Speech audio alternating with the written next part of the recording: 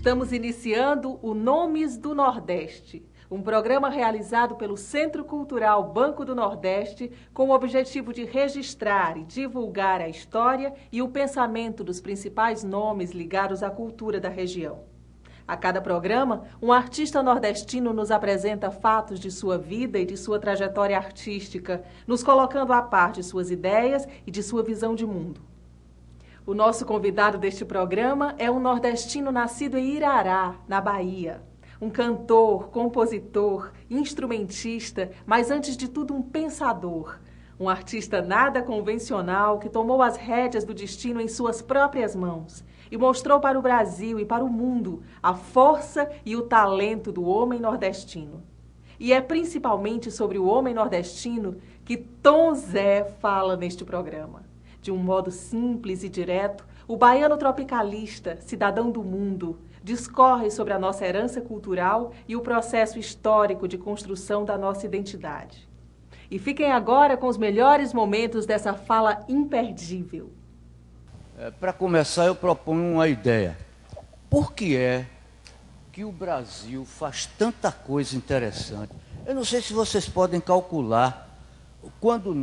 Eu viajo muito para o exterior. Eu agora tive um show em Paris, um show em Londres no mês de dezembro.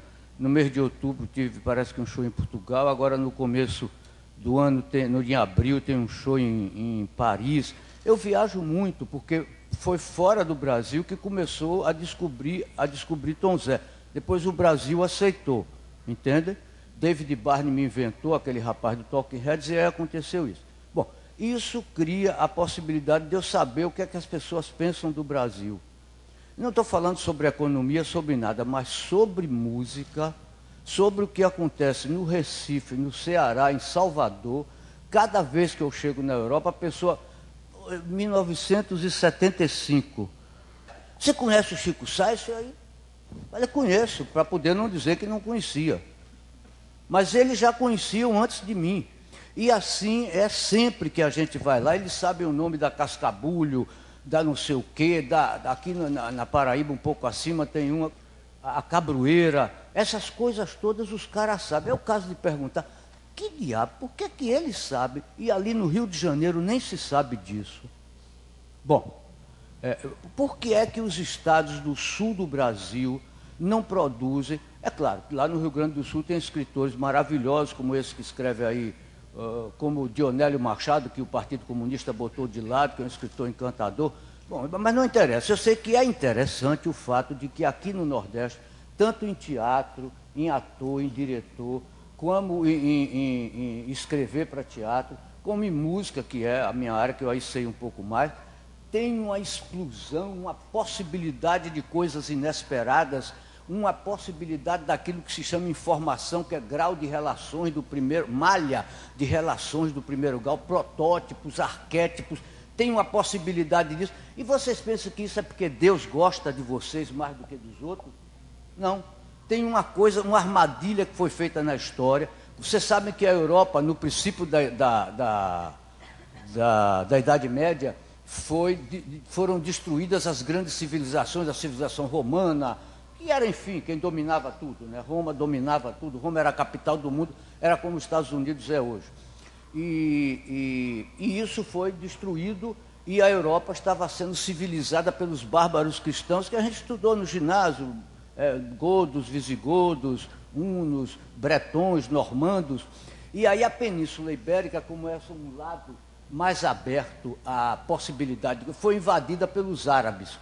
E isso criou uma diferença impressionante para nós que estamos aqui agora.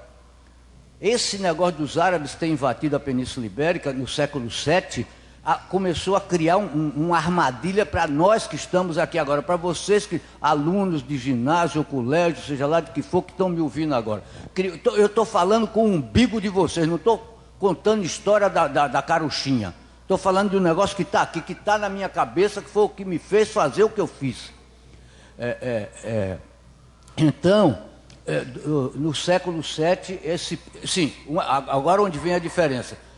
Os árabes eram o povo mais culto daquele tempo no planeta Terra. Sabe o que é cultura? É um negócio que custa pra caramba. Isso que o Banco do Nordeste agora está fazendo para vocês, isso custa uma fortuna, pois os árabes, não sei como, tinham uma matemática desenvolvida e sofisticada, conceitos metafísicos altamente estudados, sei lá, uma arquitetura desenvolvida, tanto que hoje a arquitetura, quando se fala em Madrid e em Lisboa, está se falando na arquitetura mozárabe. Estavam inventando a pólvora naquele tempo, estavam inventando a pólvora. O Alexandre Herculano, o romancista português, escreve alguns romances onde ele descreve as lutas dos portugueses e espanhóis contra os árabes invasores, e os árabes invasores usavam coisas que eram quase as bombas de hoje. É claro que isso é uma desgraça, mas só para saber como a tecnologia muitas vezes se mede com a guerra. Muito bem. Do século VII até o século XV, Portugal e Espanha continuaram sendo um povo altamente inseminado pela presença de uma cultura muito forte. E você sabe como é, o dominador escolhe as mulheres mais bonitas, não é?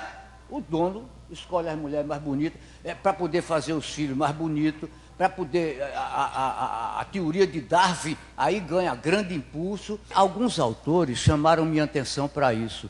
O Arthur Clarke, que por sinal mora nesse lugar que teve essas ondas, eu não sei nem se ele ficou vivo ou morto. Arthur Clarke é um escritor de ficção científica.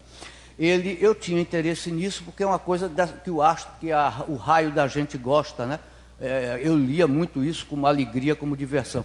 E uma vez ele disse assim, no tempo da corrida espacial, quando os Estados Unidos... Agora aconteceu novamente uma coisa fantástica da corrida espacial, que foi o homem que conseguiu botar em Titã, não é?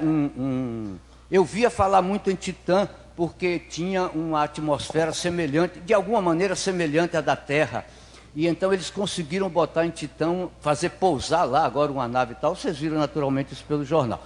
Mas naquele tempo que Arthur Clarke falou isso, 1968, 69, aquela disputa dos americanos e dos Estados Unidos estava uma glória. Cada dia botava uma pessoa um pouco mais longe e tal, até chegarem à Lua. E aí Arthur Clarke disse o seguinte: se o rei Charles Martel, na Batalha de Poitiers, em 741, não tivesse impedido que os árabes entrassem para invadir toda a Europa, porque você sabe, a Península Ibérica tem um canal de saída que naturalmente é a França, né?